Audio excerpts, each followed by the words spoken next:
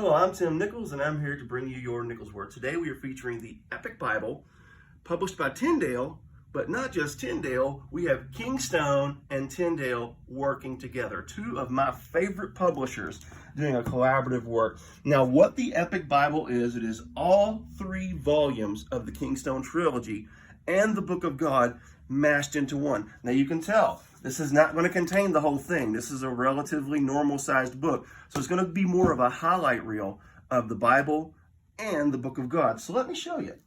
First of all, it has a really bright orange paper liner that just really stands out, and boom, in your face. You got your title page.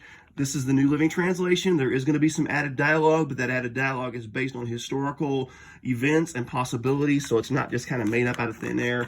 Table of contents. But the thing I wanted to show you is if you've got the Book of God, there's your narrator, and he gives you the story of how the Book of God or the Bible was preserved.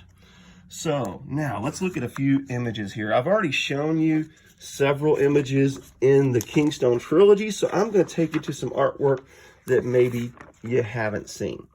Okay, this is the story of Hagar when the angel visits her, when she thinks she's about to starve and die of thirst, and learns the lineage of her son.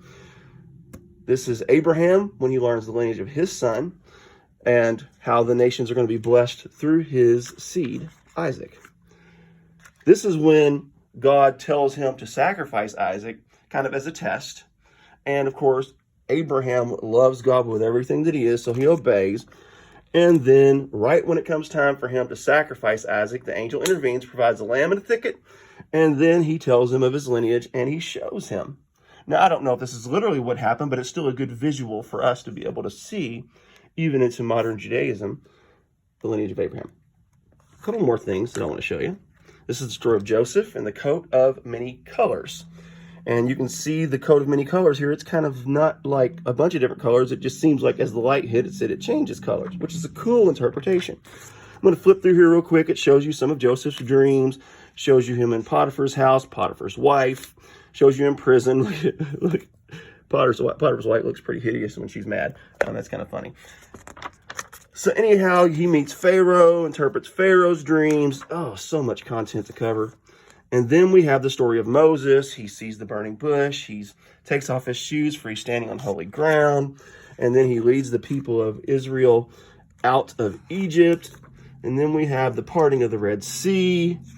And just so much cool imagery. The pillar of fire. There's the parting of the Red Sea. And I really thought this image was cool because it kind of gives you an overview of what was going on in there. And then the Egyptian army drowning in the sea.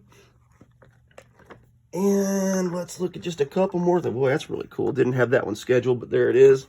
The city of Babylon, when Babylon overtakes Israel. And just imagine being the 3 Hebrew boys walking into this city, or actually 4 counting Daniel, multitudes. And just how awe-inspiring that probably was. All right, here's another story.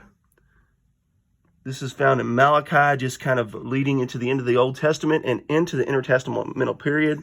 And Daniel, or I'm sorry, not Daniel, but Alexander being prophesied in Daniel, and the Jews talking about the fact that, hey, we know who you are. You're the man that was talked about in this prophecy.